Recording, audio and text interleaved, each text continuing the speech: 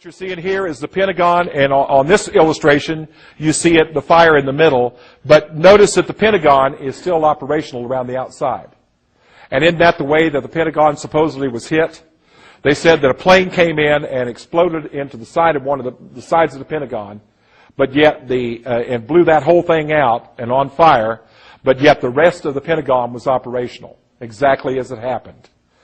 And that's the most important military building being hit and on fire. Remember, when they do something, they hit it where you're going to remember it the most, like a monument or something that stands for the nation. Okay, and the 9/11 attacks. So this is definitely the 9/11 attacks that were planned. They were carried out, and remember, we gave them the idea. Goal: population reduction. In order to control the masses needed to be reduced. Now, this is initiative for ECO 92, Earth Charter. Now, I want you to hear what they say. This is Secretariat for World Order. He says, the immediate reduction of world population, according to the mid-1970s recommendation on the Draper Fund, must be immediately effected. The present vast population, now far beyond the world carrying capacity, cannot be answered by future reductions in the birth rate due to contraception, sterilization, and abortion, but must be met in the present by the reduction of numbers presently existing. This must be done by whatever means necessary.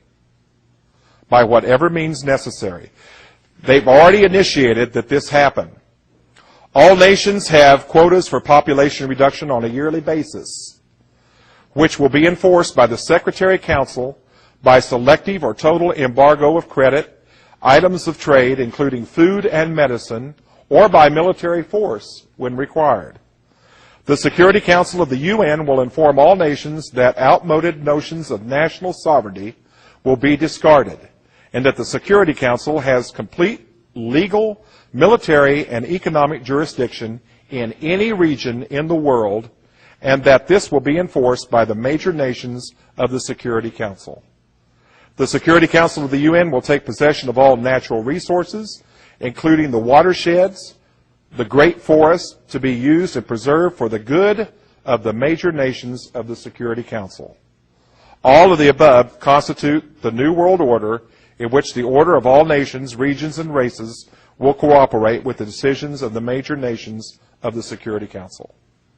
This is plans for depopulation, getting rid of the masses. Well, they can't do a genocide because that would totally give them away. They can't do another Holocaust. So what they do, and have been doing, is killing us slowly. Watch some of the ways they've been doing it. First of all, they've been using the AMA, American Medical Association. And you notice that if you need major surgery, if your Medicare or Medicaid doesn't pay for that, or you don't have insurance, you're pretty much out of luck. And if a doctor prescribes a medication for you that's necessary for you to keep alive and keep healthy, you better pray that Medicaid or Medicare covers that. And if it doesn't, you better pray that something will, or you're out of luck again. Listen to me. They have a cure for every major disease we've come up against. They have a cure. They also have a cure for cancer. You know what it is? Frequency. Every organism is run by frequency. It can either be brought to life or existing on frequency, or it can be destroyed by frequency. Okay? But they will never release those cures to the world, because it will then take away the need for hospitals and doctors and the American Medical Association. Those cures will never be released. Listen to me. They even have a cure for HIV. They created it. If they create something, they always create an antidote or a preventive for it so they don't catch it. Poison.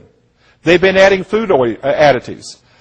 There are some pops out there, soda pops, that it'd be better for you just to take the syrup and drink it down, because that's all you're getting in your system. Very little else.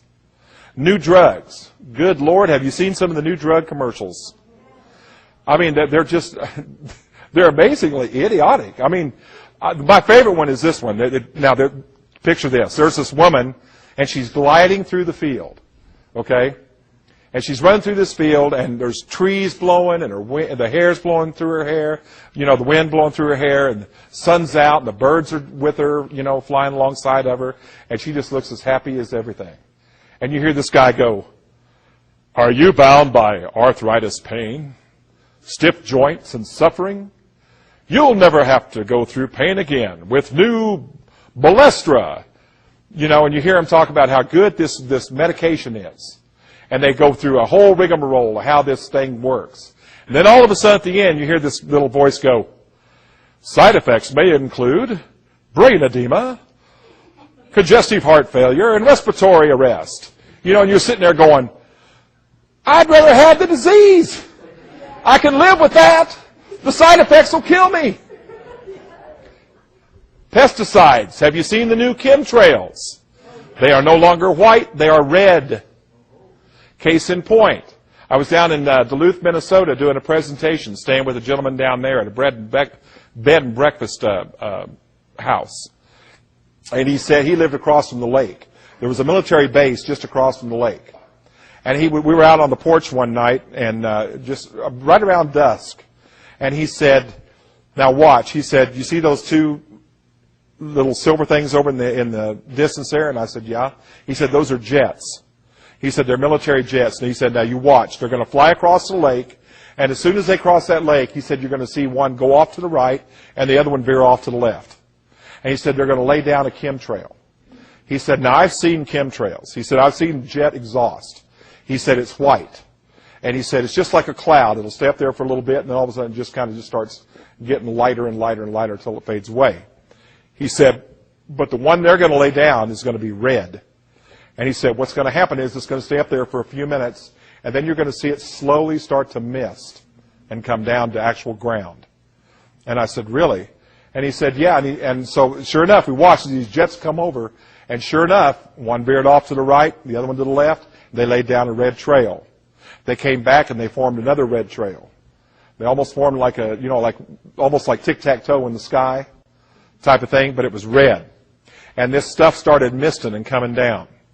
And he said, the amazing thing about that is, he said, at least 10 people a week here in Duluth come down with respiratory problems, including bronchitis, emphysema, and asthma.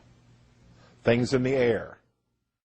In Southern Oregon and Northern California, we've got a bit of an unusual situation. Now, this first portion of the radar cycle, fairly bland and typical, but then you see these bands of very distinct cloud cover moving into the region. That is not rain, that is not snow, believe it or not. Military aircraft flying through the region dropping chaff. Small bits of aluminum, sometimes it's made of plastic, or even metallicized paper products, but it's used as an anti-radar issue, and obviously they're up there practicing. Now, they won't confirm that, but I was in the Marine Corps for many years, and I'll tell you right now, that's what it is.